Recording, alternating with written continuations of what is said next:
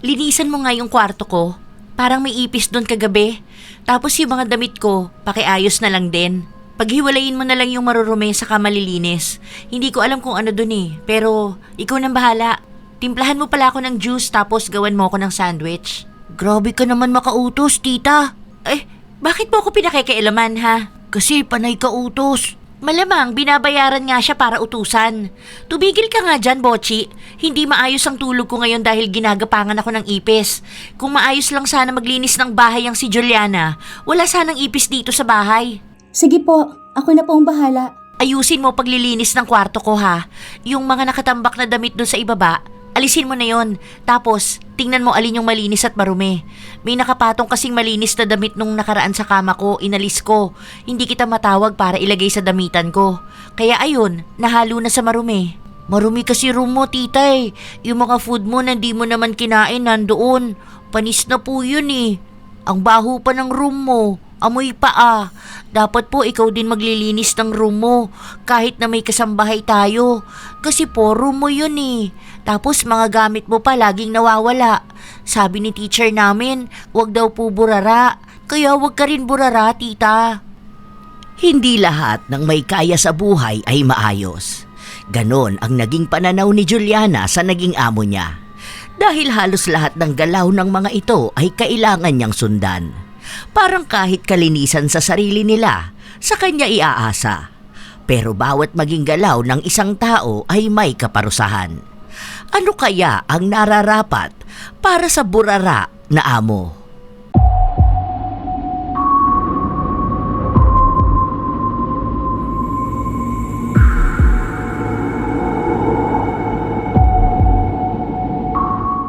Bochi, anong ginagawa mo dyan? Tinutulungan po kita. Hindi po nila pinupulot yung mga basura nila. Si Mami Lola, itinapon lang po yung balat ng pagkain niya. Alangan naman po na ikaw pa yung pupulot niyan mamaya. Kawawa ka naman po. Naglilinis ka na nga po ng bahay. Tapos kakalinis mo lang kanina. Hindi na, ano ka ba? Ako na dyan. Hindi na po. Konting help lang naman po. Ako na dyan. Iwan mo na yan dyan. Juliana, nasaan ka ba? Oh, ano yan?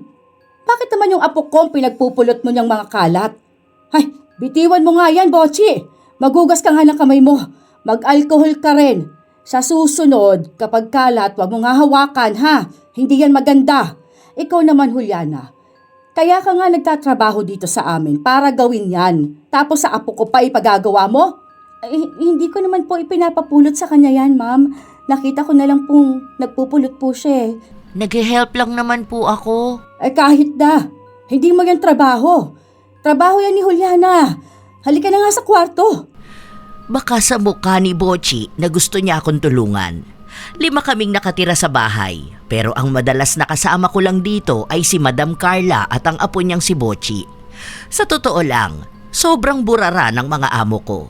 Alam ko naman po, Lola Telang, na trabaho ko naman to bilang kasambahay. Yung susundan ko ang mga kalat nila, pero nasobrahan naman sila. Kahit na personal nilang bagay, ako pa mismo ang naglilinis. Katulad na lang isang araw, nakita kong nakatiwangwang ang napkin sa banyo. Hindi ko alam kung kanino yon. Sa loob ng 2 taon ko sa bahay na ito, parang lahat na ng klase ng kaburaraan ng tao nasaluna ng mga amo ko.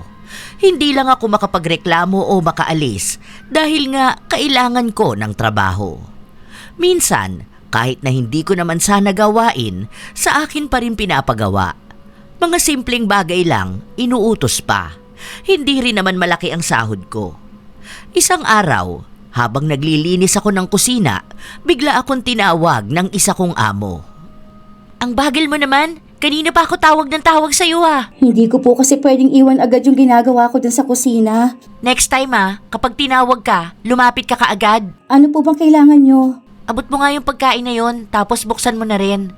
Tapos buksan mo rin yung TV. Sara mo yung kortina. Tapos timpla mo ako ng juice. Ay, itapon mo pala yung balat ng saging. Kanina pa yan nandyan eh. Sana kapag nakakakita ka ng kalat, ligpitin mo na agad. Magagalit niyan si Mami. Napakamot na lang ako sa ulo ko matapos na marinig ang mga utos na yon sa akin. Hindi naman yun parte ng trabaho ko. Kasi ang trabaho ko ay maglinis ng bahay, hindi manilbihan sa kanila na lahat ng utos nila gagawin ko. Kahit na simpleng pagbubukas at pag-abot lang ng pagkain nila. Ayos lang sa akin ang ganun, kung sana wala akong ginagawa sa kusina. Ang isa sa pinakapalautos at burara na nakilala ko sa buong buhay ko ay si Trixie. Magkasing edad lang kami. Bunsong anak ng amo ko. Siya yung kahit damit na pinaghubaran niya, kahit na nakatiwangwang na, hindi niya pa rin kukunin. May isa pang malala. Nagpunta ako ng banyo para maglinis. Nakita kong ang daming buhok sa sahig. Nag-shave, hindi man lang binuhusan ng tubig yung sahig. Sana man lang nilinisan niya na lang yung sahig. Ang dami namang tubig. Hindi yung pinabayaan niya dyan. Porket alam niyang may maglilinis. Ang gandang bata, ang burara. Itong panty niya, hindi man lang inayos. Nakatiwangwang pa rito. Ay, pati yung panty liner niya naninilaw. Hindi pa to naturuan ng nanay niya. Hindi porket may kasambahay, talagang susunod sa bawat kilos nila. Napapailing na lang ako sa inis. Siguro, mali rin ako na ang hilig kong magreklamo. Pero sa lahat naman ng napasukan ko, ngayon lang ako nakakilala ng amo na ang ganda kung humarap sa ibang tao, pero burara naman sa loob ng bahay. Paano na lang kung wala siyang kasambahay? Nabulok na siguro yung bahay nila. Pero dahil mapera sila, kaya nilang maghanap ng susunod sa mga kilos nila. Isa lang ang hindi nagmana sa kanila, si Bocci. Sana lang wag siyang magbago kasi bata pa lang siya. Minsan pa nga, nakita niyang may mga kalat na naiwan ng tita niya sa sala. Siya na mismo ang nagligpit. Kaming dalawa lang kasi ang nasa bahay. Huwag ka na dyan. Baka mamaya umuwi na ang lola mo. Madatnan ka, magalit na naman sa akin yun. Ate, bakit hindi ka po nagrereklamo sa kanila? Amo ko sila, tsaka kailangan ko ng pera. Kahit na po, bakit po yung dati namin, si ate... Sino nga ba yun? Nakalimutan ko na. Sino ba? Yung dating kasambahay dito? Kaya nga siya nawalan trabaho, di ba? Mahirap kasi makahanap ng trabaho kapag ganito sa akin na hindi nakatapos kahit na elementarya. Kawawa ka naman po. Kasi dapat naglilinis din po sila, no? Turo sa amin ni teacher, dapat marunong kaming tutulong sa bahay. Dapat po, naglilinis po kami. Kaya nga po tinutulungan kita. Oo nga, pero magagalit kasi ang lola mo kapag ginagawa mo yun. Tutulungan na lang po kita pag po wala sila. Dapat si tita marunong din po maglinis. Kaso, iniiwan niya lang po yung pagkain niya. Hindi ko alam kung magbabago pa sila. Pero sana, ikaw, kapag lumaki ka, huwag kang gagaya sa kanila, ha? Kasi hindi ibig sabihin na may kasambahay kayo. Dapat sa kanya na iaasa lahat. Hindi naman sa pagreklamo yon. Kaya nga po ako na po mag-help sa inyo. Maya-maya lang din ay dumating na si Trixie. Kasama niya pa ang mga kaibigan niya. Nagpahanda siya sa akin ng makakain nila. Nagluto naman ako. Matapos nun, inutusan niya akong lumabas para bumili ng kung anuman. Nung natapos na ako sa kanila, si Madam Carla naman ang dumating. May mga kasama din siyang mga kaibigan niya. Mga kumari niyang nakatira lang din sa kabilang bahay. Sila naman ang pinaghandaan ko ng pagkain.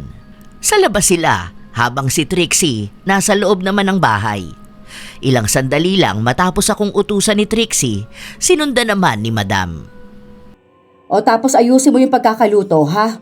Ayaw ko nung parang sobrang lutong-luto. Tapos nun, ayusin mo yung gamit ni Bocci.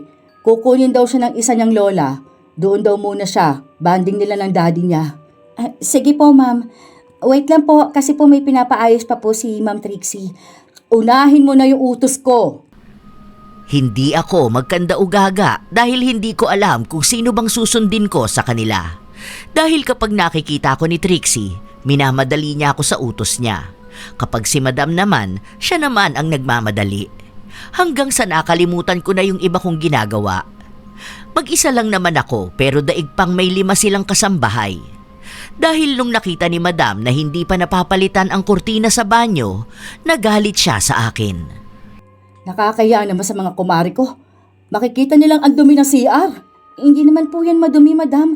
Nilinisan ko na po. Anong tingin mo sa akin, bulag?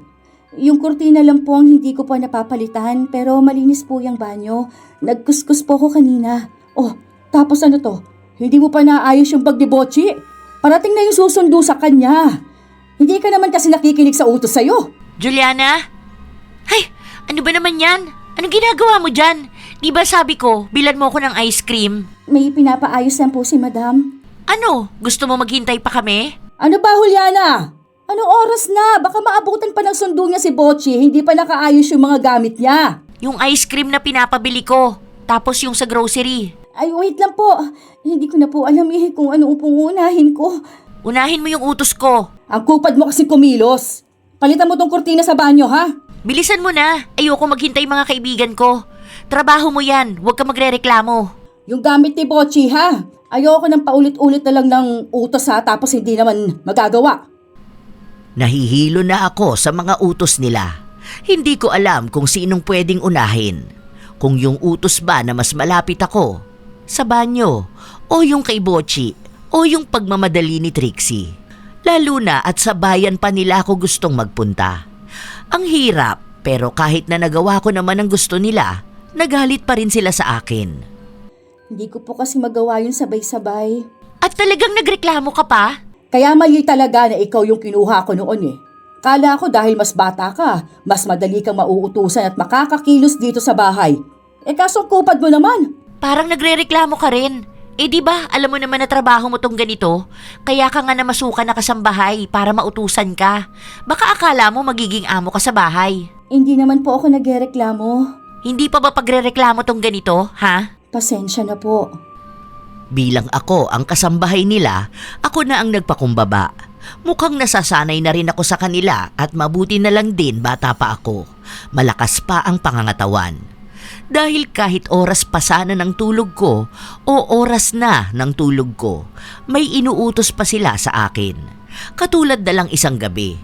Siguro malapit na yun mag 12:00. Patulog na ako noon nang kumatok sa pinto ko si Madam. Ikuha mo nga ako ng tubig. Ilagay mo sa kwarto ko, ha? Tapos pala gatas. Hindi ako makatulog Matapos niyang sabihin yon ay agad na rin siyang umalis at nagtungo sa kwarto niya. Napatingin na lang ako sa kanya dahil malapit na siya sa kusina. Kaunti na lang ang ihahakbang niya, nagpakuha pa talaga siya sa akin. Pagpasok ko ng kusina, nakita kong may pinagkainan pa sa lamesa. May mga kalat-kalat pa. Tapos, parang nanuyo na yung pagkain na hindi naubos sa plato. Nagbigay na muna ako ng inuutos sa akin bago ako bumalik ng kusina para maglinis ng lamesa. Ganon ang madalas kong naaabutan sa kusina at alam kong si Trixie lang ang ganon. Dahil minsan, nakikita ko siya na kumakain sa kung saan tapos iiwan niya lang doon. Hindi niya ililigpit. Gaya na lang nung nasa sala siya. Tita, ligpitin mo na po yung plato mo. Ayun lang kusina, oh. Hayaan mo na, lilinisin naman niya ni Juliana. Trabaho naman niya yan. Kaya nga po, pero help na lang din natin sa kanya. Ako na lang po maglalagay. May ginagawa pa si Ate Juliana Tumahimik ka nga dyan. Bitiwan mo yan. Hindi mo yan trabaho. Kaya nga tayo kumuha ng kasambahay dahil kailangan natin ng may maglilinis dito. Anong help ka dyan? Binabayaran natin siya para dyan. Huwag mo nga akong pagalitan, bata ka. Ilang taon ka na ba, ha? 10 na po ako. Piloso po ka talaga. Hayaan mo yan dyan. Isusumbong kita sa lola mo. Makikita mo talaga. Papaluin ka nun, bahala ka. Tumigil si Botchi dahil alam niyang papaluin talaga siya ng lola niya sa oras na magsumbong ang kanyang tita. Hindi na ako kumibo dahil nga abala ako sa inuutos sa akin. Hanggang sa nilinisan ko na ang lamesa sa sala kung saan nagkalat ang pinagkainan ni Trixie. Minsan nga iniisip ko kung wala ba siyang ngipin dahil kahit sa sahig nagkalat yung pinagkainan niya. Daig pa siya ng bata kung kumain. Walang kahit na anong kalat na lumalagpas sa plato. Minsan din iniisip ko kung paano siya kumakain sa labas. Baka sobrang kalat niya rin kasi iniisip niyang lilinisin naman ng mga tao ron ang pinagkainan niya. Ilang araw pa ang lumipas, patuloy lang ako sa pagtatrabaho. Isang beses, may dumating na bisita ang asawa ni Madam Carla. Juliana, maganda ka na dyan ng pagkain. Tapos, nakikita mo ba yung dalawang sasakyan doon sa labas? Yung sasakyan ng kaibigan ng asawa ko? Opo, madam. Ano po ang gagawin ko? Linisan mo yon. Dalawa yon, ha? Gusto ko yung malinis talaga na makikitang makintab. Ha? Naku, hindi po ako marunong maglinis ng sasakyan, madam. Ang alam ko lang po linisan yung bahay po. Ay, hindi pwede yan. Dapat matutunan mo rin. Paano na lang kapag magpapalinis kami ng sasakyan sa'yo, ha? Hindi ko pa po kasi nasubukan yon kahit na isang beses. Ay, gawin mo na lang ang utos ko. Alangan naman na ngayon ka pa magreklamo kung kailang andyan ang sir mo. Tsaka wag mo naman kami ipahiya sa mga kaibigan niya. Yung mga kasambahay na mga yun, magagaling maglinis ng kotse. Hala, bilisan mo na riyan. Oh, anong ginagawa mo? Sabi niyo po maganda ako ng pagkain. Ano po bang uunahin ko? Ah, oo nga pala. Sige na, bilisan mo na. Ang kupad mo naman kasi kumilos ang bata-bata mo pa Wala kang energy. Wala po kasi akong gaanong tulog. Late ka na naman natulog. Huwag ka kasi makipag-usap palagi dyan sa mga kung sinong manliligaw mo hanggang madaling araw. Tapos magreklamo kang kulang ka sa tulog. Hindi naman po ako nakikipag-usap sa ibang tao, madam. Si Trixie po kasi, 3:00 na ng madaling araw, ginising po ako. Kasi po pinapalinisan po yung kwarto niya. Tapos pinalabhan niya po sa akin yung sapatos na gagamitin niya ng umaga. Oh, ay 3:00 naman na pala yun. 2 oras na lang gigising ka na. Ano naman ang problema mo niyan? Tsaka minsan lang naman yan. Hindi ka naman palaging inuutusan ng anak ko. O siya, ang dami mong nirereklamo. Ihanda mo na yung pagkain, tapos yung sasakyan, ha? Sinunod ko ang utos ng amo ko, pero hindi talaga ako marunong maglinis ng sasakyan. Kaya ginawa ko na lang kung ano ang naiisip ko. May mga gamit naman sa labas, mayroon ding tubig. Basta nilinisan ko sa paraan na tingin kong tama. May tubig, may sabon, tapos pinunasan ko noong natapos na. Hanggang sa aalis na ang mga kaibigan ng amo ko. Nakita ko na natuwa naman sila sa ginawa ko. Sinabi pa nga nila na sa susunod, bibisita raw sila sa bahay para magpalinis ulit ng sasakyan. Wala naman silang dagdag na ibinigay sa akin dahil iniisip nilang parte nga yun ng trabaho ko. Siguro kung sasakyan lang ng amo ko, pwede ko pang masabi na parte ng trabaho ko. Pero maglinis ng 2 kotse ng kaibigan ng amo ko, para yatang nakalibre sila nun. Isang araw, walang pasok si Trixie, kaya nasa bahay ulit siya. Linisan mo nga yung kwarto ko. Parang may ipis dun kagabi. Tapos yung mga damit ko, pakiayos na lang din. Paghiwalayin mo na lang yung marurumi at malilinis. Hindi ko alam kung alin dun pero ikaw nang bahala. Timplahan mo pala ako ng juice, tapos gawan mo ako ng sandwich. Grabe ka naman mag-utos, tita. Bakit mo ako pinakikialaman, ha? Kasi panay ka utos. Malamang binabayaran nga siya para utusan. Tumigil ka nga dyan, Bochi. Hindi maayos ang tulog ko ngayon dahil ginagapangan ako ng ipis. Kung maayos lang sana maglinis ng bahay ang si Juliana, wala sanang ipis dito sa bahay. Sige po, ako na pong bahala. Ayusin mo paglilinis ng kwarto ko, ha? Yung mga nakatambak na damit doon sa ibaba, alisin mo na yon. Tapos tingnan mo alin yung malinis at marumi. May nakapatong kasing malilinis na damit nung nakaraan sa kama ko inalis ko. Hindi kita matawag para iligay sa damitan ko. Kaya ayun, nahalo na sa marumi. Marumi kasi room mo, tita. Yung mga food mo na hindi mo naman kinain nandun. Panis na po yun Ang baho po ng room mo, amoy paa. Dapat po ikaw din maglilinis ng room mo kahit na may kasambahay tayo. Kasi po, room mo yun Tapos mga gamit mo pa laging nawawala. Sabi ni teacher namin, wag daw pong burara. Kaya wag ka din burara, tita. Natatawa na nga lang ako kapag pinagsasabihan ng bata si Trixie. Kasi naiisip ko, mabuti pa si Bochi. Lalaki pa yon, parang may alam na sa kalinisan. Habang yung tita at lola niya, hindi man lang alam kung paano rin maging masinop sa bahay. Pagpasok ko ng kwarto ng amo ko, nakita kong sobrang kalat. Nung nakaraan, naglinis na ako rito dahil pinapahanap niya ang kapares ng isa niyang medyas. 1 linggo pa lang ang nakalilipas, tapos ganito na agad. Tama nga si Bochi, ang baho, amoy paa, amoy panis na pagkain, amoy labahan at kung anong amoy na hindi ko maintindihan. Hindi ko na inalam kung anong malinis o maruming damit. Lahat kinuha ko na para labhan. Yung mga nakasampay, inayos ko rin. Ang gulo kasi masyado. Habang naglilinis ako, pumasok sa kwarto si Trixie. Juliana, nakita mo ba dyan yung bikini ko? Yung kulay gold? Hindi ko po alam. Hindi ko po tinitingnan yung mga nasa lapag kasi lalabahan ko na lang ulit lahat. Patapos na rin naman po ako dito. Hanapin mo yun ah. Tapos itabi mo kasi gagamitin ko yun sa linggo. Tapos pala, yung isang damit ko, ano yun eh? Para siyang dress, pero may short sa loob. Yung bulaklaki na yellow po ba? Oo, yun nga. Nakita mo ba? Opo, nandito po sa mga lalabahan ko. Sige, labahan mo na agad. Kasi kailangan ko yan eh.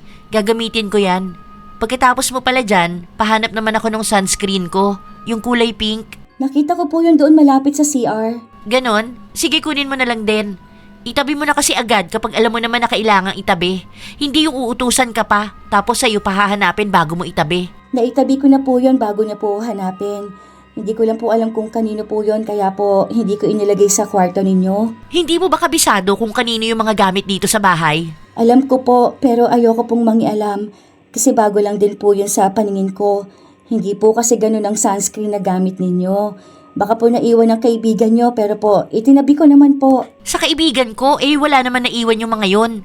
Sa susunod, kapag nakita mo na yung gamit, ayusin mo na agad. Dahil ikaw naman yung madalas dito sa bahay. Huwag kang burara sa mga gamit namin, ha? Opo, ma'am. Kahit naman hindi niya sabihin sa akin, yun naman talaga ang ginagawa ko. Dahil lahat naman ng gamit dito sa bahay, ako lang naman din ang nagsisinop. Ako pa talaga ang sinabihan niyang burara. Samantalang ako naman yung laging sumusunod sa kilos nila. Hindi lang bahay ang iniintindi ko, pati mga personal nilang gamit at galaw. Ilang araw pa ang lumipas, walang nagbabago. Parang ako na lang talaga ang nasasanay na baka nga ganito talaga ang nakasanayan nilang buhay. Paano? Si Madam Carla ganun din. Kaya maging si Trixie, ganun din. Hindi ko alam sa panganay nila. Dahil hindi ko pa naman nakasama yon ng matagal. Madalas kasi na nasa ibang bansa, doon kasi yon nagtatrabaho. Umuuwi lang siya kapag kaarawan ng anak niya, pero lagi naman kaming nasa labas nun. Minsan pa, dumating na naman ang isang araw na may hinahanap si Trixie. Talagang madaling araw pa lang binulabog na niya ang buong bahay. Lahat kami nagising nun. Ang sakit ng ulo ko, tapos ako pa ang pagagalitan. Ay, nasa na ba kasi yung panty ko na kulay blue? Anong blue po, ma'am? Yung ano, basta yung may lace siya dito sa may bandang baba. Tapos hanggang dito siya oh. Nasa na yun? Ikaw yung naglalaba, hindi mo alam kung nasaan? Gagamitin ko kasi yun eh. Parang hindi ko naman po yun nalabahan. Kailan niyo po ba yun huling sinuot? Saan niyo po iniwan? Aba malay ko, kaya nga ikaw ang tinatanong ko dahil ikaw yung naglilinis dito sa bahay. Dapat alam mo kung saan yun makikita. Baka kasi kung ano-ano lang ginagawa mo, hindi ka nakatutok sa trabaho mo. Ano ba naman yan ang aga-aga? Binulabog mo ang buong bahay para sa panty na yan. Ano bang meron dyan? Gagamitin ko nga kasi partner yun ng bikini ko. Aalis nga kami sa susunod. Wala kaya bang ibang bikini? Ang dami naman dyan. Yun kasi pare-pareho kami ng friends ko. Nakakainis naman. Hanapin mo yun, Juliana. Ngayon na mismo. Huwag ka magreklamo dyan na inaantok ka. Kailangan ko yun. Kapag nahanap mo, laban mo na agad. Hindi na lang ako nagreklamo dahil wala naman akong magagawa. Yun naman ang utos sa akin. Naghanap ako sa kwarto ni Trixie. Wala naman doon. Sinubukan ko sa banyo. Doon ko nakita nakasuksok sa gilid ng lababo. Hindi ko alam paano yun nagkasya doon. Dahil madalas naman ako maglinis ng banyo, hindi ko naman yun napansin. Parang sinadya na ilagay doon o baka isinuksok lang muna doon tapos nakaligtaan na rin at hindi ko napansin. Gaano na kaya ito katagal dito? May panty liner pang nakalagay, hindi man lang inalis. Ano ba yan? Hindi lang burara, dugyot pa. Tapos gigisingin ako ng ganitong oras. Dapat personal na niyang gamit to eh. Siya na mag-aasikaso nito. Panty na lang hindi niya pa maayos. Kulang na lang pati pagtanggal ng panty liner o kaya napkin sa panty ako pang gagawa. Inasikaso ko na agad ang hinahanap ni Trixie. Bala ko na sanang bumalik muna sa pagkakatulog kahit na saglit. Pero kapipikit pa lang ng mga mata ko, narinig ko na ang boses ni Madam na tinatawag ako. Siya naman ngayon ang may hinahanap sa akin. Nakita mo ba yung hikaw ko? Isang paras lang tong nakita ko sa ilalim ng kama ko. I-check mo nga sa kwarto ko. Hanapin mo doon. Tapos gawan mo ako ng almusal. Sandali lang po. Anong sandali lang? Gawin mo na, aba. Gagawin ko nga po. Kukunin ko lang po yung tsinelas ko, madam. Unahin mo na yung pagkain ko. Tapos, bilisan mo. Magluluto ka pa mamaya para paggising ng sir mo. Opo. Ano po pala ang itsura ng hikaw nyo? Ito, yung parang infinity. Nakita ko po yan. Andoon po sa may kasama ng mga kwintas ninyo. Saan doon? Ito po, teka po. Akala ko naman kung anong hinahanap niya. Yun lang palang hikaw na nakita ko sa bulsa ng short niya nung nakaraan. Pagpasok namin sa kwarto niya, itinuro ko sa kanya kung saan nakalagay. Bakit kasi dyan mo inilagay? Sobrang burara mo naman sa bahay namin. Sa susunod ayusin mo yung paglalagyan ha. Yung alam mo makikita ko kaagad. Diyan ko lang po inilagay, madam. Kasi po hindi ko naman pwedeng pakialaman yung lagayan ng mga alahas ninyo eh. Tsaka po sinabi ninyo sa akin na kapag may nakikita akong alahas na walang pares o kahit na ano po, diyan ko po ilagay. Kaya po nung nakita ko yan, diyan ko po inilagay. Basta sa susunod, ayusin mo. Hindi yung laging may kailangang hanapin dito sa bahay. Ayusin mo yung trabaho mo kung gusto mong magstay rito. Daig ka pa talaga ng ibang mga kasambahay ng mga kakilala namin eh. Buti pang mga yon, masisinop sa bahay. Masinop naman po ako sa bahay, madam. Minsan po hindi ko lang naaalala yung iba. May mga nakakaligtaan po ako. Simula ngayon, ayusin mong trabaho mo. Ha? Maging masinop ka na. Ang pinakaayaw ko pa naman sa lahat, yung burara.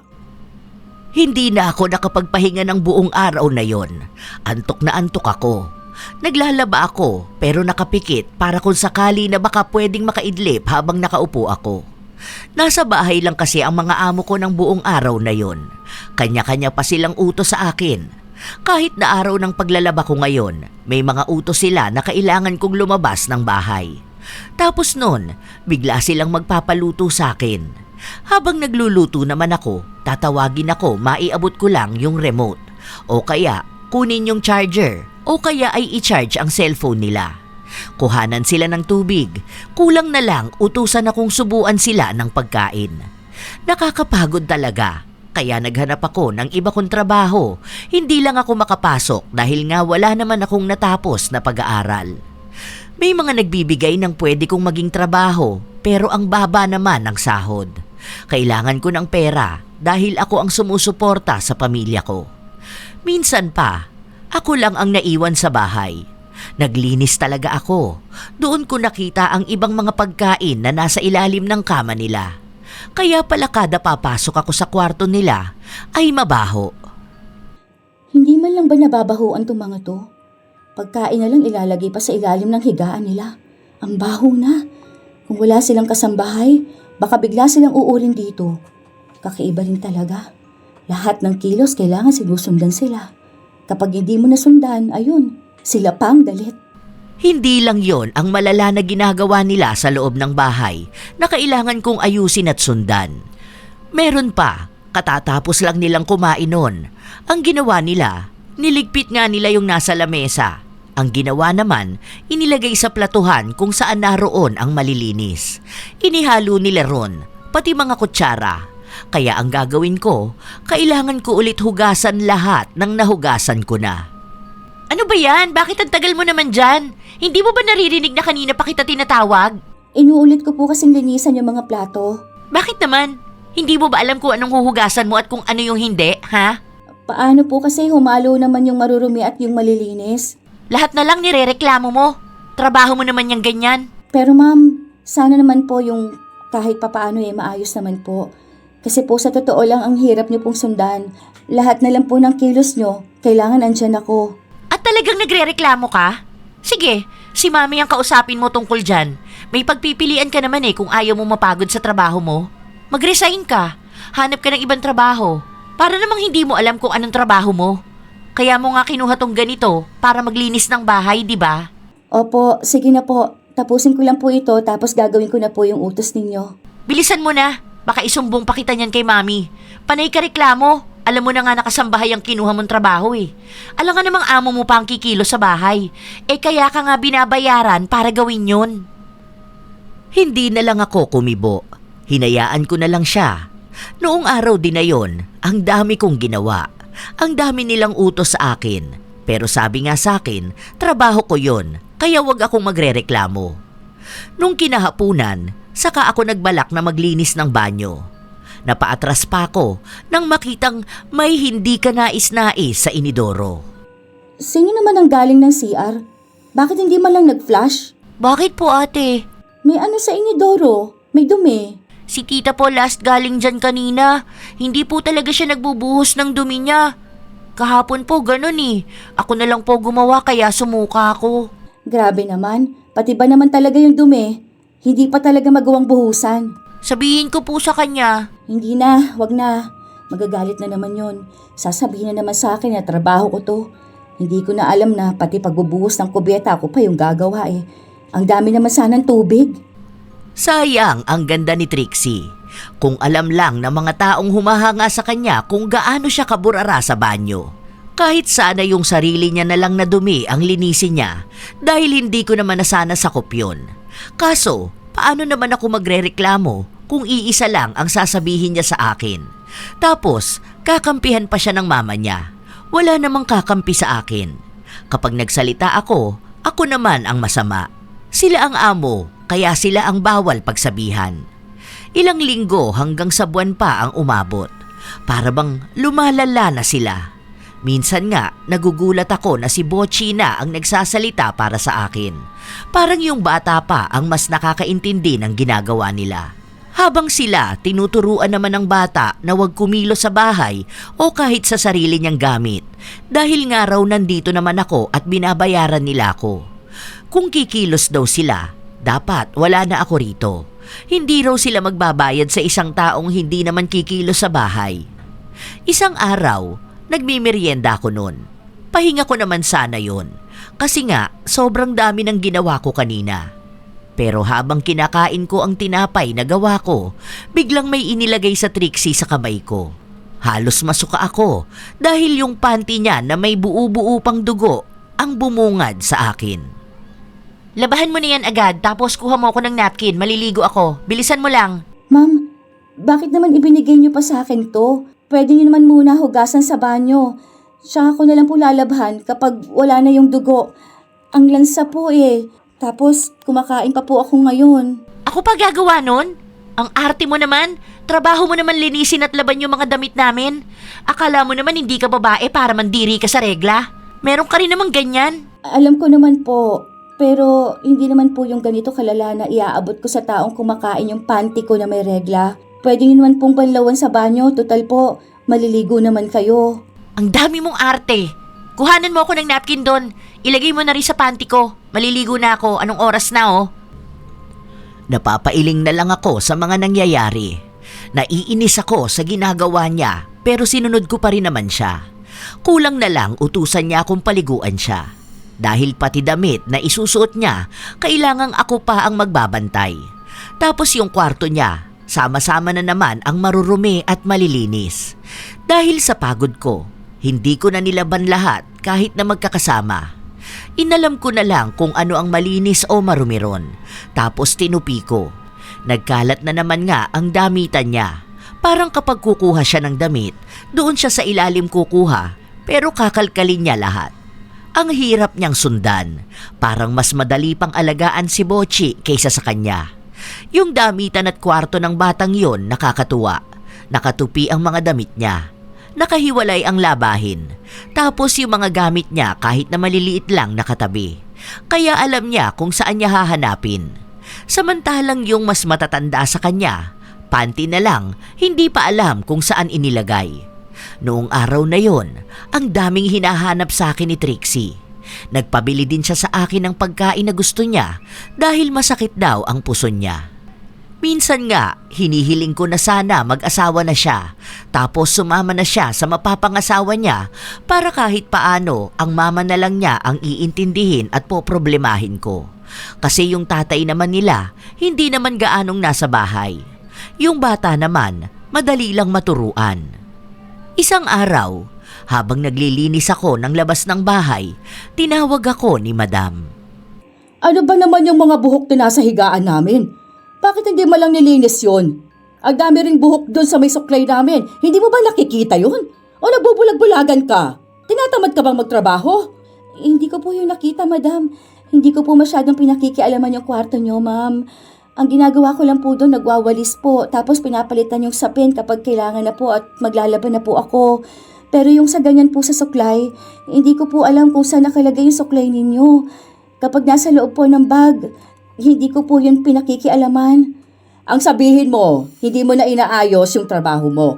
Pati yung mga kalat doon sa banyo, hindi mo maayos. Anong gusto mong gawin? Kami pa yung kikilos? May napkin doon nung nakaraan, nakatiwangwang pa. Kay Ma'am Trixie po yun. Ay huwag ka na magreklamo. Kung kay Trixie yun, sana niligpit mo na lang, di ba? Malamang iiwan yun doon ng anak ko dahil alam niyang may maglilinis noon. Sana sinusundan mo na agad. Hindi yung mas uunahin mo pa yung reklamo mo kaysa sa mismong trabaho mo. Opo, madam. Sorry po. Aayusin ko na lang po sa susunod. Kahit po may ginagawa ko, gagawin ko na lang po lahat ng pinagagawa ninyo para po wala akong makaligtaan na kalat na naiwan po ninyo. At tama lang naman na ganun ang dapat mong gawin. Opo, madam. Alam ko naman po maglilinis na po ako ng kwarto nyo. Ayaw ko na makipagtalo sa kanya dahil hindi naman ako mananalo sa amo ko. Naglinis ako ng kwarto nilang sobrang dumi. Nagkalat na naman kung saan-saan ang mga gamit niya. Tapos sa susunod nito, may ipapahanap na naman siya sa akin. Tapos magagalit siya kapag hindi ko agad makita. Kung sana sila na lang ang gumagawa ng mga simpleng bagay lang naman. Kung may pagpipilian lang naman ako ngayon, baka umalis na ako rito. Nakakapagod naman kasi silang sundan. Pati yung dapat na kaya na nilang linisin, hindi pa nila magawa. Hindi ko rin alam kung ganito ba talaga ang ibig sabihin ng kasambahay. Dahil maging ako naguguluhan kung pati ba personal nilang kalinisan, dapat ako pa ang may hawak. Isang araw, habang abala ko sa trabahong pinapagawa sa akin ni Madam, nag-utos na naman ang isa kong amo. Juliana, abot mo nga yung tuwalya ko. Kuha mo rin pala ako ng bra. Sige po, sandali lang. Juliana, kuha mo nga ako ng tubig. Tapos linisan mo naman tong mga pinagkainan dito. Sandali lang po, ma'am. May inuutos lang po saglit sa akin si Ma'am Trixie. Ay bakit hindi mo ba kayang gawin yung utos ko at gawin yung utos ni Trixie? Ikuha mo ako ng tubig tapos linisin mo tong kalat dito. Ang dumi na naman ng sala, oh. Kunin mo na rin pala yung charger ko. Wait lang po, ma'am. Juliana, ano ba? Tapos na ako maligo. Nasaan na yung pinapakuha ko? Ay, kukunin ko na po, ma'am. Oh, yung tubig ko, ano ba naman yan? Sandali lang naman po. Isa lang naman po ang katawan ko eh. Hindi ko naman po pwedeng kunin ng sabay kung ano po yung inuutos ninyo sa akin. Ibibigay ko naman po yung tubig tapos lilinisan po yan. Basta po, makuha ko po muna yung utos ni Ma'am Trixie sa akin. Kung uunahin ko naman po kayo, magagalit po si Ma'am Trixie. At talagang nakuha mo pang magreklamo sa akin, ha? Juliana! Yung tuwalya ko! Naiiyak ako dahil hindi ko alam kung anong uunahin ko. Mabuti na lang si Bocchi na ang nagbigay ng tuwalya sa tita niya. Pero alam ko naman na papagalitan pa rin ako dahil sa mga nangyari. At hindi nga ako nagkamali. Dagdag pa nung nagpunta sa banyo ang amo kong lalaki, tapos nakita niyang nagkalat ang mga damit ni Ma'am Trixie sa banyo. Hindi ko agad yun nakuha dahil nga inutusan ako ni Madam na kunin yung charger niya at i-charge ang cellphone niya. Kasunod nun, inutusan na naman niya akong iabot sa kanya ang remote kahit na nasa harapan naman na niya yon. Ano? Sinabi ko na kasi sa'yo na kapag may taong gagamit ng banyo, tignan mo na kaagad. Nagalit pa ang sir mo sa'yo. Kukunin mo lang sana yung pinaghubaran ni Trixie. Hindi mo pa magawa. Gagawin ko naman po sana, kaso lang po. Panay kasi katwiran. Bakit po kasi hindi ikaw ang kumuha ng mga damit mo, tita? Ikaw naman po naghubad nun eh. Sabi sa amin ni teacher, pag ganun po dapat kami naglalagay nun sa labahan. Ganun po ginagawa ko. Huwag ka na nga magulo dyan. Gawain na ni Juliana yon ha. Siya lang ang dapat na maglinis at kumikilos dito sa bahay. Dapat una pa lang alam na niyang kailangan niyang kunin yung damit ko na naiwan sa banyo. Dahil maglilinis pa siya doon. Oo nga, Bocchi. Huwag kang ano dyan, ha? Alam mo bata ka pa. Hindi mo pa alam yung mga ganitong bagay. Tsaka ka na magsalita sa akin kapag alam mo na kung ano talagang nangyayari. Kung tayo lang din naman ang kikilos, huwag na tayong kumuha ng kasambahay. Hindi lang marunong yan si Juliana eh. Dahil madalas yan nagre-reklamo. Mas gusto niya kasi na mas marami siyang pahinga. Hahanap ako ng bagong kasambahay. Ewan ko na lang kung saan to hahanap ng bago niyang amo. Ang tamad, nakakainis. Ayoko pa naman sa lahat yung ganyang kasambahay. Hindi man lang marunong maglinis ng bahay, ang burara. Hindi ko alam kung matutuwa ba ako na papalitan na ako o mamomroblema sa paghahanap ng bagong trabaho. Pero alam ko na kahit na alin doon, parehas naman din akong problemado. Ang hirap nilang sundan dahil akala nila sa akin talagang alipin nila ako. Minsan nga, naabutan ako ni Bochy na umiiyak, lalo na kapag tanghali at hindi ko na alam kung anong gagawin ko sa dami ng utos nila.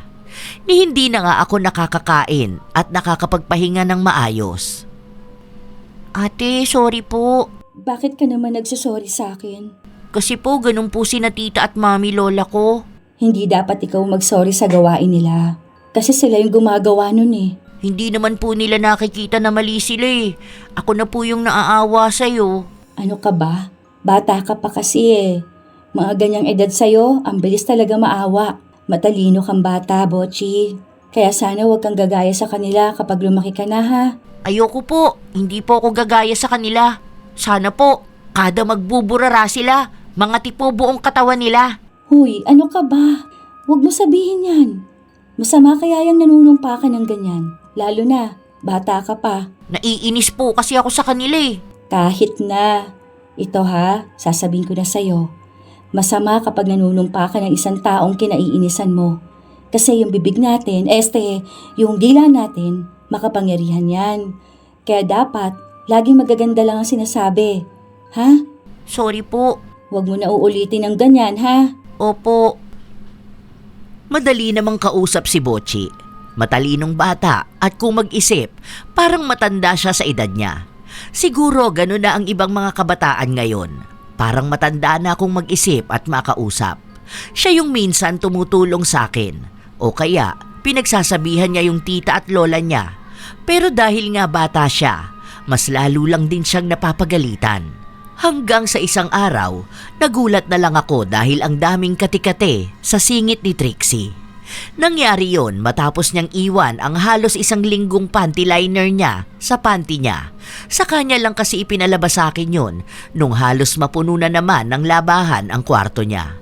Ganon kasi siya, iniipon niya ang labahin niya. Siguro halos mga 3 panty ang nakuhanan ko ng ganon. Nanuyo na ang dumi. Halos inamag na nga yata yung iba, pero wala siyang pakialam. Ang sagot niya lang, normal yon at gawain ko dapat natanggalin yon pagkatapos niyang hubarin. Basta bigla na lang may tumubo na katikate sa singit niya. Ah! Mami! Ang hapdi talaga! Hindi ko na kaya! Hindi naman effective yung sinabi ng doktor eh.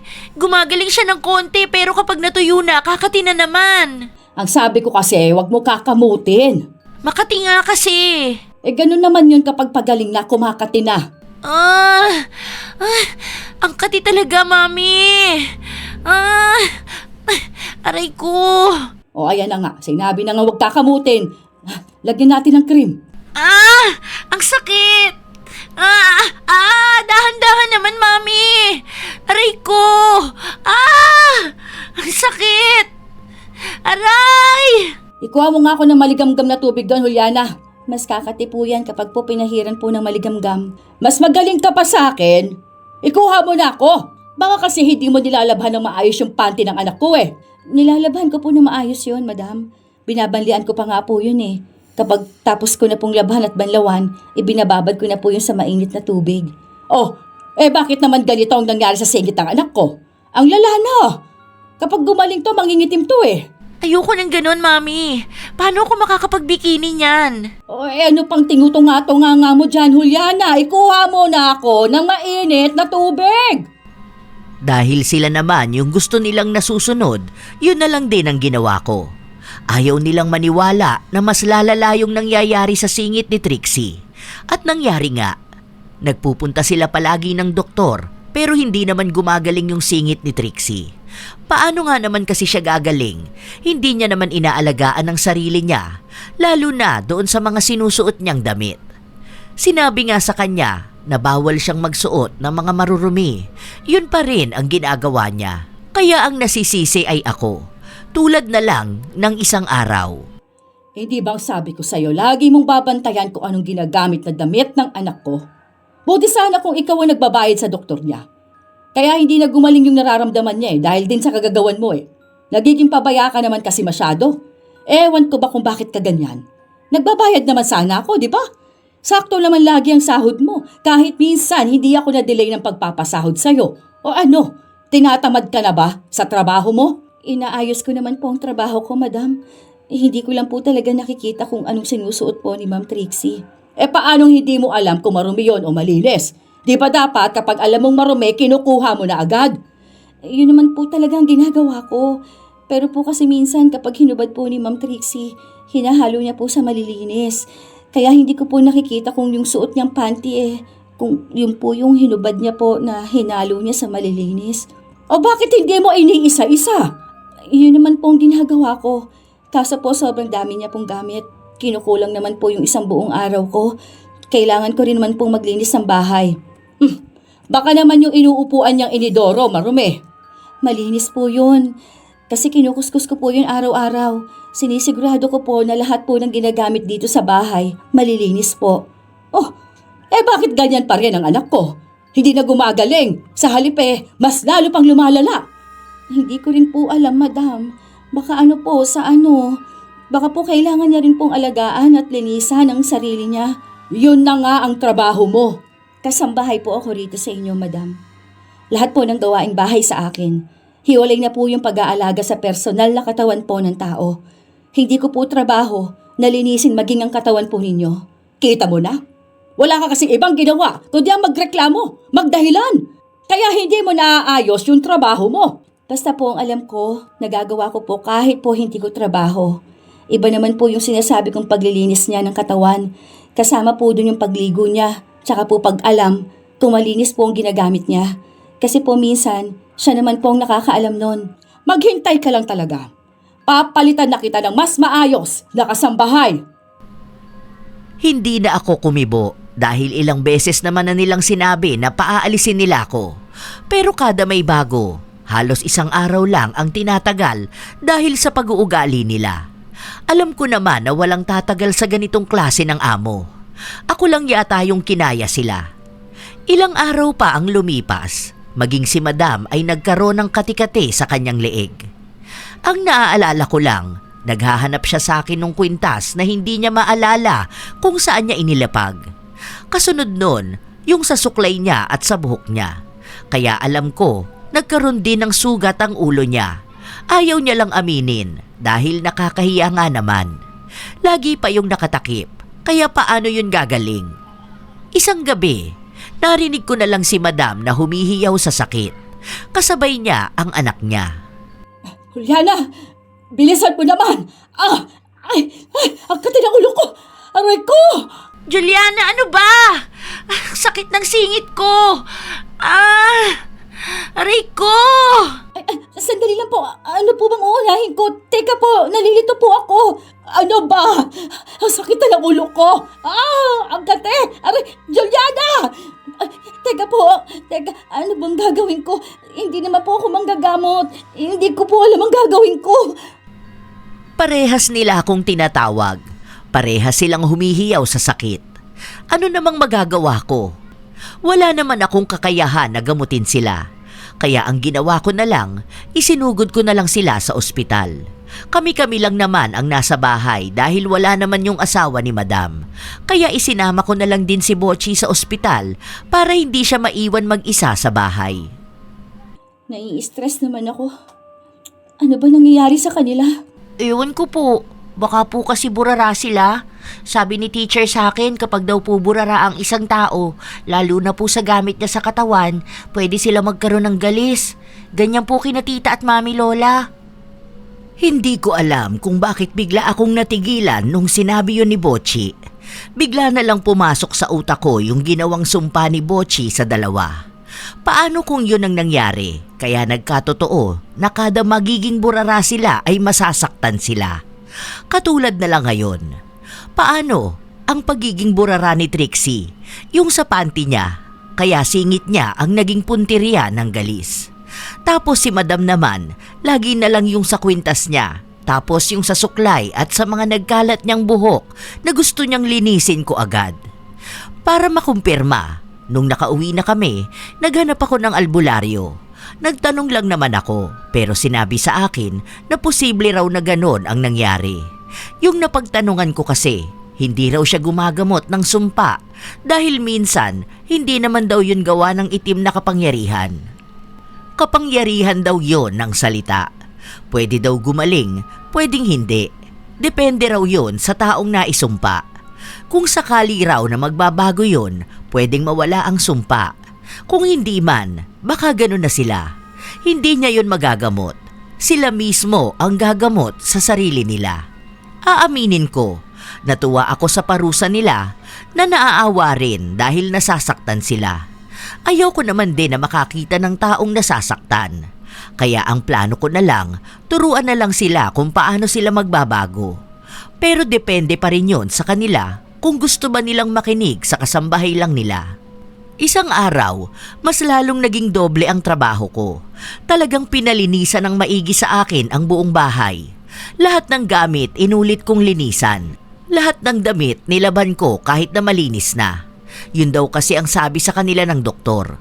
Baka kaya sila nagkakagalis dahil sa dumi ng paligid. Hindi pa malinis ang gawa mo. Ano ba yan? Kapag kami nangati na naman ha? Ayan na nga. Sinasabi ko na eh. Nangangati na naman ang ulo ko. Ikaw kasi! Madam, todo na po itong gawa ko. Baka po nakakalimutan yung isa lang ang katawan ko. Gusto niyo po na habang nililinisan kong buong bahay, inaalagaan ko rin po kayo. Kung gusto niyo po, maghanap na po kayo ng dagdag na kasama ko dito. Para ano? Ha? Para hindi ka na magtatrabaho dito sa bahay, pero pasasahurin kita? Kasi naman po, hindi lang doble ang trabaho ko eh. Nagiging triple na. Kailangan niyo po ng caregiver. Ako po, kasambahay lang po ako. Bahay lang po ang nililinisan at binabayaran ninyo sa akin. Hindi na po dun kasama yung pag-aasikaso po mismo sa inyo. Ginagawa ko lang ito dahil naaawa ako sa inyo. Kami ang amo mo. Ibig sabihin lang doon, dapat alam mo kung paano kami aalagaan. Kasama sa sahod mo tong ginagawa mo, hindi lang dahil sa awa. Sige po, humalap na po kayo ng papalit sa akin. Pero hindi po kayo makahanap, no? Kasi po, wala pong tatagal sa inyo talaga. Ngayon, malakas ang loob mong kausapin ako ng ganyan. Pinagsasabihan ko lang po kayo. Kung ayaw niyo po sa akin, sige po, aalis na po ako ngayon din mismo. Tinatakot mo ko? Dahil alam mo wala pa kami bagong kasambahay, tapos may sakit pa kami ganito. Kung sana, maayos kang naglilinis ng bahay, sana, hindi kami magkakaganito. Sasabihin ko na po sa inyo yung totoo ha. Wala na po akong pakialam kung sumama po ang loob ninyo. Kasi po, paalisin niyo na lang ako kung sasama man ang loob ninyo sa akin. Ganito po yan, madam. Kaya po kayo nagkakaganyan kasi po burara kayo. Una po, si Ma'am Trixie. Hinahayaan niya nakatiwangwang lang ang panty niya. Hinahayaan niyang isang linggo nakadikit yung panty liner niya sa panty niyang lalabahan. Sana po bata pa lang siya ipinaalam niyo na kung paano niya alagaan ang sarili niyang gamit. Kasi po kasambahay ako. Ayos sa akin na maglaban ng panty. Pero hindi naman po ayos na ipakita mo sa ibang taong pagiging burara mo. Napkin o panty liner, nagkalat. Dapat kapag tapos gamitin nun, tinuruan niyo siya paano yun itatapon na maayos. Makaiwan ka nga ng panty liner na walang bakas na kahit na ano, nakakahiya na eh. Yun pa kaya, na naninilaw na? Pasalamat ka. Hindi ko kaya makipagsabay ng sagutan sa'yo. Basta, dapat alam mong trabaho mo yun. Ikaw lang ang dapat nagagawa nun, kaya ka nga namin kinuha. Totoo pala po yung sinabi nung pinalitan ko. Maganda lang kayo. Pero sobrang buraranin niyo sa bahay. Kapag wala kayong kasambahay, uuurin po talaga kayo. Concern lang ako na baka kaya ganyan kayo may galis dahil hindi ninyo inaalagaan ang sarili ninyo. Matuto po kayo maging responsable kahit na doon lang sa pansarili ninyo. Baka po sakali na gumaling na kayo. Ngayon lang talaga ako nakapagsalita ng ganito kahit na amo ko sila dahil alam kong hindi nila kaya na wala ako. Kapag umalis ako, sinong mag-aalaga sa kanila? Baka kailanganin pa nila ng 5 kasambahay na papalit sa akin para lang magawa ang mga nagagawa ko. Sinubukan naman na nila akong palitan, hindi lang talaga magawa-gawa. Kaya kung sakali man na aalis na nga ako, magsasalita na ako. Ilang linggo pa ang lumipas, palala ng palala ang galis nila. Hindi nila yun matanggap dahil kailangang magpakalbo ni Madam para lang magamot ang mga sugat sa ulo niya. Ang pangit ko na. Kalbo na ako, katipan ang ulo ko. Ang pangit na rin ang singit ko. Ayoko ng ganito. Hindi na talaga gumagaling. Sabi ko naman kasi sa inyo, kapag nagubad kayo ng panty, alisin nyo na yung panty liner. Tsaka, huwag ka na rin kayang gumamit nun. Total nasa bahay ka lang eh. Magpalit ka ng panty mo palagi. Bakit mo ba ako pinakikialaman, ha? Tinuturuan lang naman kita. Kasi nga magkasing edad lang tayong dalawa. Pero ikaw kasi, kakaiba ang pagiging burara mo. Kasambahay ka lang dito. Gawin mo lang kung anong trabaho mo. Kung hindi naman hinihingi ang opinion mo, huwag mong ibibigay.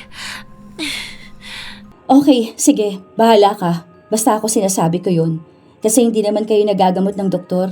Kaya walang ibang makakapagpagaling sa inyo, kundi ang mga sarili nyo. Baka, ipinakulang mo naman kami. Bakit ko naman po gagawin yun, madam? Kahit po magpa-albularyo pa kayo. Gusto niyo po bang samahan ko kayo? O kaya ako na lang yung hahanap ng albularyo para malaman natin kung pinakulam ko talaga kayo? Hindi na. Baka mamaya kasabwat mo pang kukunin mo. Malalaman natin kung anong kalokohang ginawa mo sa amin. Ni hindi ka malang naawa. Wala kang puso. Matapos ka naming tulungan na magkaroon ng trabaho. Wala po akong ginagawa. Alam ko sa sarili ko at kaya kong patunayan na hindi ako lumapit sa kahit na anong itim na kapangyarihan para lang parusahan kayo. Dahil alam kong sapat na yung mga burara kayo na walang alam kahit na sa sarili ninyong kalinisan. Kahit na maghanap pa kayo ng taong titingin sa inyo, iisa lang ang lalabas. Hindi ang ritual, kundi kayo mismo ang may dahilan kung bakit kayo nagkakaganyan. Ayaw ko pa naman sa lahat ang pinagbibintangan ako sa kasalanan na hindi ko naman ginawa. Naghanap sila ng albularyo. Halos 3 na ang nakausap nila at nagpunta sa bahay. Iisa lang ang sinasabi sa kanila. Hindi yun dala ng ritual o ng kahit na anumang sinasabi nilang kulam. Naiinis nga rin sa kanila ang albularyo dahil kung utusan nilang gamutin sila, ganon-ganon na lang. Lagi nilang binibida na nagbabayad sila. Hanggang sa isang araw, sumakit na naman at nangati ng sobra ang singit ni Trixie. Ang sabi ko naman kasi sa'yo, huwag kang burara sa panty mo. Alam mo nang ang lagayan niya ng malilinis na underwear mo, diyan mo pa talaga inilagay yan. Ano, naisuot mo ulit ngayon, di ba? Kaya hihiyaw ka na naman sa katinyang singit mo. Hindi ka na kasi nadadala. Pwede bang manahimik ka? Huwag mo akong pagsabihan. Baka nakakalimutan mong ako ang amo mo. Kung hindi kaya kita pasahurin, sabihin ko kay mami na huwag kang pasahurin. Sige, subukan nyo. Isusumbong ko talaga ang mga ginagawa ninyo. Sinabi na nga nalagyan mo ng cream yung singit ko. Hindi ko yan trabaho. Matuto ka sa sarili mo. Kinuhanan na nga kita ng bagong underwear mo. Iniabot ko na rin yung cream na kaya mo naman sanang kunin. Hindi ko na trabaho yung paglalagay sa singit mo, ha? Gawin mo yan sa sarili mo. Ang tapang mo talaga, no? Sige, maging maayos lang talaga kami, sisisantihin ka namin. Maghirap ka dyan maghanap ng trabaho. Kung gagaling nga kayo nang hindi kayo nagbabago, hindi kayo basta mapapagaling ng cream-cream na yan. O kung ano man yung pamahid ninyo. Alam mo kung ano magpapagaling sa inyo? Pagbabago. Kaso paano naman kayo magbabago? Ni hindi nyo nga tinatanggap kung ano ang mali ninyo. Dahil wala namang kaming mali. Ikaw ang may mali. Dahil kasambahay ka lang namin, hindi ka pa marunong kumilos dito sa bahay. Ni hindi ka man lang marunong sumunod sa mga utos namin. Ang tapang mo pa. Akala mo naman kung sino ka. Kami nga yung nagpapasahod sa'yo. Ma'am, alam ko po na kayong nagpapasahod sa akin. Alam ko po na kasambahay ninyo ako. Sa totoo lang, pwede naman ako umalis na agad ngayon. Pero hindi ko ginagawa dahil naaawa ako sa inyo. Gusto ko sana na kapag umalis na ako, maayos na kayo. Nagbago na kayo para hindi rin kawawa yung susunod na kasambahay ninyo. Para hindi rin kayo kawawa na burara kayo. Ma'am, uulitin ko po ha. Hindi po kasama sa trabaho ng kasambahay ang pag-monitor ng sarili ninyo. Kung paano kayo kikilos sa mga personal ninyo. Tulad ng panty, tulad ng napkin. Hindi po kasambahay ang magtatanggal nun sa panty ninyo ha. Hindi po kasambahay ang laging magbubuhos ng dumi ninyo sa banyo. Kasi po, kahit ata yung mga mayayaman talaga, nahihiya silang ipakita sa mga kasambahay nila yung napkin nilang may dugo. Siguro naman yung mga totoong mayayaman, yung mga bilyonaryo, siguro nahihiya silang makita ng mga kasambahay nila yung mga panty nila na nakahalo ang marumi doon sa malinis. Hindi po kasambahay ang may problema, kundi ang pagiging burara po ninyo, kababaeng tao ninyo. Buti pa nga po si Bochy Alam niya kung paanong hindi maging burara. Naiinis ako sa'yo. Huwag kang makipag-usap sa akin. Umalis ka rito sa paningin ko. Ang kati ng singit ko. Hindi ko naman siya inaasar, pero asar na asar siya sa mga sinasabi ko. Siguro dahil tama naman ako at alam niya yon. Isa pa, nakakahiya naman yun. Paano kung nasa labas siya, kasama ang mga kaibigan niya o kung sino man? Tapos nasa iisang bahay sila tumutuloy ng ilang araw, baka nakikita ng mga yon gaano siya kaburara. Baka yung mga kasama niya pa ang nagliligpit ng pinagkainan niya o yung pinaghubaran niya ng damit kapag galing siya ng banyo. Sobra naman kung lahat na lang inasa sa kasambahay. Tunay naman na nakakapagod tong trabaho na ganito. Pero alam ko naman sa sarili kong hindi ko napapabayaan ang bahay at sila. Ang hindi ko lang talaga kaya ay yung personal naman na nila. Pero kahit na anong sabihin ko, hindi talaga sila nakikinig sa akin. Nagmamatigas sila. Isang araw, nakatanggap ako ng tawag sa kaibigan ko. Magandang balita dahil pwede akong mapasama sa pagpunta sa ibang bansa para doon ako mamasukan bilang kasambahay. Ibig lang sabihin nun, aalis na ako sa ganitong klase ng sitwasyon. Maiiwan ko sila. Kaso, kawawa naman sila kung aalis akong hindi pa rin sila nagbabago. Kaso, sila naman yung may ayaw. Kaya habang nandito pa ako, susubukan ko pa ulit. Isang hapon, habang nag-aasikaso ako sa kusina para magluto ng kakainin nila, nilapitan ako ni Bocci. Ate, aalis ka na po. Ha? Bakit mo naman naitanong? Wala naman po. Kasi po, narinig po kita sa call. Sabi mo, aalis ka na. Nakikinig ka sa usapan ng iba ha? Sorry po, hindi ko naman po yun sinasadya. Pero aalis ka na po ba talaga? Hindi pa naman ngayon pero oo, aalis na ako. Ganun po ba? Wala na kami ditong kasambahay. Sino na po gagawa dito sa bahay? Hindi naman po marunong sina tita. Hindi ko po alam kung sino po magluluto ng pagkain namin. Uuwi na lang po kayo ako kay daddy. Magkakaroon naman kayo ng bagong kasambahay niyan. Kaso po, hindi naman po yun sila magtatagal kina mami lola. Kasi po, kakaiba po sila eh. Tapos mga burara po. Tapos po, ang susungit pa nila. Tapos po, may mga gali sila. Hindi naman siguro yan. Kapag nagbago na sila, hindi na kawawa yung papalit sa akin. Magbabago pa po kaya sila? Hindi ko rin alam eh. Sila lang ang makakaalam nun kung magbabago pa ba sila. Maniwala na lang tayong may pag-asa pa nga silang magbago. Sana nga po eh.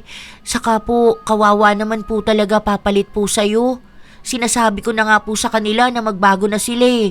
Kaso, inaaway naman po nila ako. Meron pa yung chance. Maniwala na lang tayo. Kahit na hindi ko rin alam kung meron nga ba, sinasabi ko na lang yun kay Bocci. Kasi sa bahay na to, siya lang yung may inosenteng paniniwala na kayang magbago ng mga kasama niya. Lumipas ang ilan pang mga araw, umuusad na rin ang pag-aasikaso ko ng mga papel ko para sa pag-alis ko. Kaya nagsabi na ako sa aking amo. Hindi ko po alam kung aabot pa ako ng taon dito pero paalis na po kasi ako. Sasabay na ako sa pinsan ko. Ngayon pa talaga? Kailan po ba dapat? Hindi mo malang hinintay na makahanap kami ng kapalit mo. Alam mo naman na may sakit pa kami ngayon. Ilang beses na po akong naghihintay ng kapalit ko, ma'am. May mga pumasok na po, hindi lang po nagtatagal dahil po sa inyo. Dahil alam nila at nakikita nilang may mali sa bahay nito. May mali sa inyo mismo bilang mga amo nila kayo. Ngayon, marunong ka nang sumagot. Sinasabi ko lang po kung anong totoo. Hindi naman po kasi kayo nakikinig sa akin eh. Kasi kasambahay lang ninyo ako. Ayun na nga.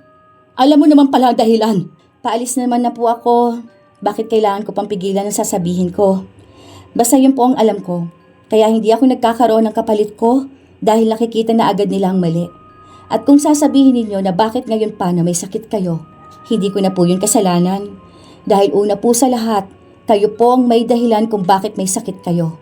Dapat nga aalis na ako, kaso hindi ko ginawa dahil naaawa ko sa inyo. Dahil iniisip ko si Bocci, lalo na yung pangako ko sa kanya na tutulungan ko kayo magbago para naman maging magaan na rin sa susunod na kasambahay ang bahay ninyo. Kaso, hindi ko na po yun matutupad.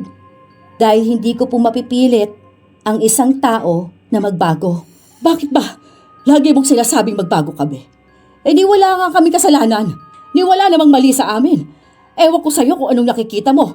Palibasa wala kang ibang alam gawin kundi ang magreklamo. Lagi mong nakikitang may mali. Kahit nagawain mo naman sana yung pinagagawa sa'yo. Yun po mismo ang dahilan kung bakit hindi kayo gumagaling, ma'am. Dahil ayaw niyo pong makita kung ano pong mali niyo. Tingin niyo po, hindi po maling tinuro ninyo sa anak ninyong maging ganyan kalala na burara? Kayo po ba? Hindi po ba kayo naturuan ng mga magulang niyo noon na maling iasa sa ibang personal ninyo sanang gawain? Ayos lang po sa akin, utusan niyo ako palagi. Paglinisin niyo ako, paglutuin, paglabahin, maglampaso, kuskusin ng inidoro. Pero kahit kailan po, siguro naman kahit na itanong ninyo sa mga kaibigan ninyo, hindi sila magpapatapon ng napkin sa kasambahay nila. Hindi nila pinagagalitan ang kasambahay nila kapag ang napkin ng anak nila 1 linggo nang nakadikit sa maruming panty. Kasi nakakadiri po yun. Kahit yata gaya kung walang pinag-aralan at mahirap, hindi kayang gawin ng ganong kababoy. Kapag nalaman ng iba na ganyan yung anak ninyo, sobrang nakakahiya po yun. Pagtatawanan po kayo. Pagchichismisan kayo. Sige na! Kung aalis ka, umalis ka na. Huwag pong pakialaman ang buhay namin at kung paano ko pinapalaki at dinidisiplina ang anak ko. Sige po. Hindi naman po ako ang mahihirapan yan eh. Kayo naman po. Sige lang. Ipagpatuloy nyo lang yan para hindi na kayo gumaling. Kahit naubusin nyo pa ang pera ninyo, walang doktor ang makakapagpagaling ng ganyang asal. Baka sa mukha ng amo ko na hindi siya natuwa sa sinabi ko. Pero pinapatunayan niya talaga na mas tama siya. Na walang mali sa itinuro niya sa anak niyang trabaho ng isang kasambahay. Hanggang sa lumipas ang ilang araw, may dumating na kasambahay. Mas matanda sa akin, siguro mga kasing edad ni Madam. 1 linggo ka na lang dito sa bahay dahil nakakita na kami ng kapalit mo. Ang sabi mo, hindi namin kaya, hindi ba? O sige, o ayan na siya. Kailangan mo na lang ituro sa kanya yung gagawin niya. Sabihin mo kung anong mga bawal at dapat dito. Yung lahat. Nasusunod po, Madam. Ramdam kong may kakaiba sa bagong kasambahay. Para siyang masungit na klase ng kasambahay. Tinanong ko siya tungkol sa dati niyang trabaho. Higit 3 dekada raw siya sa dati niyang amo. Lumipat na lang daw ng ibang bansa ang mga anak kaya nawala na siya ng trabaho. Isinasama siya pero ayaw niyang malayo sa pamilya niya. Alam kong ganitong klase ng tao ang mas may alam sa pagiging kasambahay. Diretso rin siya kung magsalita, kaya alam kong kapag may gusto siyang sabihin, sasabihin niya. Kinuwento ko sa kanya lahat ng nangyari sa akin sa bahay na ito. Napataas na agad ang kilay niya. Hindi siya kumibo pero alam kong maraming laman ang isip niya. Kinabukasan, nagsimula na siya sa kanyang trabaho. Ako naman, inaasikaso ko yung iba. Tutal, ilang araw na lang ako, hindi na ako masyadong nagkikilos sa bahay. Nagulat na lang ako nung paglabas niya ng banyo, nagdadadaldal na siya. Pinapagalitan niya si Trixie. Paano? Dumumi ito sa banyo, hindi nagbuhos sa inidoro. Tapos yung panty na hinubad niya, may dumi rin, naabutan ata bago makapasok sa banyo. Iniwan lang daw doon sa lababo, ni hindi nilinisan. Talagang para siyang nanay na pinagagalitan ng anak. Hindi nakabuelta si Trixie, kaya sa akin niya ibinaling ang inis. Ikaw dapat yung naglinis ng banyo. At ano ba naman yung kasambahay na yun? Bakit hindi pagsabihan yon? Hindi naman siya ang amo rito. Hayaan mo na, masasanay ka rin yan. Para naman malaman mo kung paano mo itatama ang pagiging burara mo. O yan siya, ilang dekada na sa dati niyang amo. Ibig sabihin na nagtagal siya ng ganong katagal, maayos sa mga amo niya. Tsaka tama naman siya, dalaga ka. Kaya mahiya ka naman na ganyan ka sa bahay. Wala naman din yung ganda mo kung burara ka. Pwede ba? Kung aalis ka na rito sa amin, umalis ka na. Natatawa na lang ako dahil alam kong wala silang laban sa kasambahay. Gusto na nilang paalisin pero paalis na rin ako. Sino na lang ang mag-aalaga sa kanila at sinong kikilos sa bahay? Si Bocci naman, kinuha na ng isa niyang lola. Gusto rin naman doon ni Bocci dahil doon mas maayos daw ang mga tao sa bahay. Wala silang kasambahay doon kaya mas dinidisiplina silang kumilos sa bahay. Mapababae man o lalaki. Ganun sana, kaya siguro naiiba rin si Bocci dahil kapag naroon siya sa isa niyang lola, nakikita niya kung paano maging disiplinado. Isang araw, Habang nag-eempake ako, narinig kong pinagagalitan ng bagong kasambahay ang mag-ina. Natatawa nga ako nung una dahil hindi sila makasabat. Sinasabi ng bagong kasambahay yung mga dapat lang na ginagawa niya. Sinabi niyang hindi niya pakikialaman ang kalinisan nila sa katawan. Matatanda na raw sila para pagsabihan, kaya sa inis nila, tinanggal nila ang bagong kasambahay. Umalis din naman ito pero may mga masasakit na katotohanan pang sinabi sa kanila. Gaya na lang ng pagiging buraranga ni Trixie, na siya na raw ang pinakaburara na nakilala nito. Ilang bata na naging dalaga na raw ang nabantayan na lumaki ng bagong kasambahay pero hindi naging kasing burara ni Trixie. Kaya raw siguro ganon ang nangyayari sa kanila dahil nga sa sobrang burara nila. Matapos nun, kinausap ako ni Madam. Huwag ka na lang umalis. Hindi po pwede eh. Nag-aasikaso na po ako ng papel ko ngayon. Tsaka gusto ko po munang makasama ang pamilya ko bago po ang flight ko. Hindi ka na ba mapipigilan? Kailangan namin ng kasambahay. Bakit niyo po kasi pinaalis yung bago? Di ba po kailangan niyo siya? Nasabi niyo na sa akin na mas magaling siya, di ba? Naiinis ako eh. Masyadong pakialamera. Sinabihan niya pa ako na kaya ako nagkakaganito. Yung ulo ko. Dahil wala raw akong kwentang ina. Na hindi ko malang maturuan ang anak ko maging maayos. Isa pa, ang tamad. Kapag may ginagawa siya, ayaw niyang utusan siya. Ayaw niya ring ayusin at sundan yung mga isinusuot ng anak ko. Hindi niyo pa rin po ba talaga nakikita kung anong mali, Madam? Siguro naman po hindi lang ako o yung bagong kasambahay ang nagsabi ng ganito sa inyo. Kasi po, totoo naman po talaga yon. Kung sana po tinuruan po ninyo si Trixie, hindi po yun mangyayari sa kanya eh. Hindi naman po siya magkakasakit ng ganyan. Hindi po kayo gagalisin kung hindi kayo naging burara. Kasi siya, bago pa lang, alam na niya yung nangyayari sa bahay. Paano pa kaya ako na matagal na rito? Paano pa po kaya ako na natunghayan ng lahat ng klase ng pagiging burara ninyong mag-ina? Huwag mo namang dagdagan pa ang inis ko, ha? Naiinis po kayo sa katotohanan? Paano naman po kayo niyan gagaling? At paano naman po kayo niyan magiging maayos? Kailangan niyo po magbago ng ugali. Hindi po magpabago-bago ng kasambahay. Kahit po pumasok pa lahat ng kasambahay sa buong Pilipinas, hindi po kayo makakakita ng taong mananatili sa inyo, lalo na kung ganyan po kalala ang pagiging burara ninyo. Tingnan niyo pong maigi kung anong mali. Makikita niyo po kung anong dapat niyang itama. Hindi na siya kumibo, kaya nagpatuloy akong mag-empake. 2 araw na lang ang itatagal ko sa bahay nila. Desidido na akong umalis. Gumaling man sila o hindi, uunahin ko ang pangangailangan ko. Kung matututo man sila, siguro naman gagaling sila kahit na wala ako ron. Habang lumilipas ang buong maghapon, pansin kong tahimik lang ang mag-ina. Maya-maya pa, nagpunta ng banyo si Trixie. Hindi ko alam na may dalaw siya noon dahil nga kahapon hindi naman ako ang naglinis ng banyo. Kaya siguro galit na galit noon ang bagong kasambahay. Baka nakita na niya yung pagiging burara ni Trixie sa napkin niya. Trixie, ayusin mo yung napkin mo doon. Nakatiwangwang. Itupi mo nga yun tapos baluti mo lang tissue. May basurahan doon mo itapon. Andyan naman si Juliana. Trabaho niya naman yan. Siya nalang pagawain mo. Ang sakit kaya ng singit ko ngayon. Tapos ang lakas pa ng mens ko. Ayokong kumilos. Huwag kang burara ha, ayusin mo yon. Tapos ibuhusan mo yung sahig. May mga buo-buo pang dugo. Ano ba yan? Si Juliana nga nandyan. Anong silbi niya sa bahay? Ayusin mo na. Kapag umalis na si Juliana, wala na tayong magiging kasambahay dahil hindi na rin ako makakakuha. Inireport ako sa agency, kaya hindi ako mabibigyan ng kapalit ni Juliana. Matuto ka na ngayong linisin at sinupe ng mga gamit mo, ha? Walang ibang susunod sa'yo. Gawin mo yan para sa sarili mo. Ayoko nga. Humanap na lang tayo ng bagong kasambahay. Hindi na. Oras na para matuto ka. Para matuto tayo. Huwag kang burara.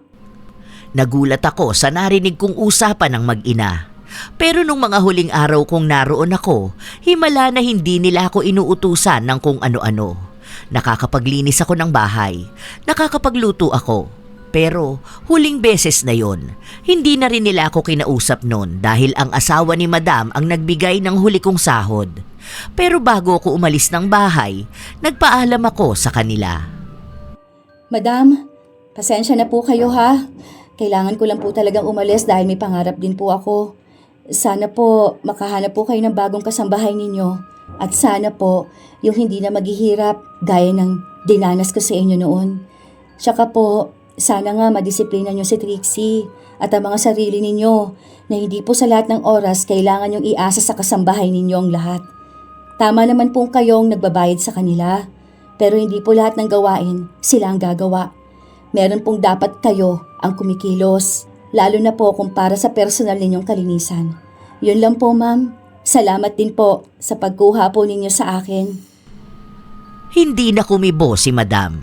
Alam ko at ramdam kong nahihirapan siya sa pag-alis ko.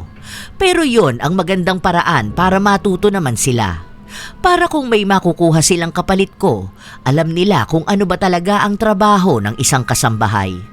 3 taon ang lumipas, doon lang ako nakakuha ng balita sa kanila matapos na mag-chat sa akin si Madam Carla. Sinabi niyang gumaling na ang mga galis nila. Nalaman kong hindi na rin pala sila kumuha ng kasambahay na pumalit sa akin. Natuto silang kumilos para sa sarili nila. At natuto na rin si Trixie na huwag maging burara. Nung una raw ay mahirap pero nakaya naman nilang magawa. Humingi sila ng tawad at nagpasalamat. Matapos nun, wala na ulit kaming naging ugnayan. Habang ako, maayos naman na nasa ibang bansa ngayon. Pilipina pa rin ang amo ko pero dito sa trabaho ko, mas magaan ang lahat. Kung anong kailangan kong gawin, yun lang talaga ang gagawin ko. Hindi sila nagpapagawa ng personal na bagay. Hindi sila nag-uutos ng kaya naman nila. Kaya iniisip kong dito na lang muna ako magtatagal hanggat wala pa rin naman akong nagiging asawa. Iba-iba talaga ang mga amo. Merong mga amo na maayos naman, meron namang mga sobrang burara. Hindi lang ito nakikita sa kalat ng bahay, kundi sa paraan ng pakikitungo nila sa mga taong nasa paligid nila, lalo na sa mga kasambahay. May mga amo na kahit may tumutulong na sa kanila, marunong pa rin magligpit ng sariling kalat. Marunong makisama at marunong rumespeto. Pero meron din namang kabaligtaran, yung tipong konting galaw, ipapagawa agad. Yung kahit kaya naman nilang gawin sa loob ng ilang segundo, ipapasa pa sa iba.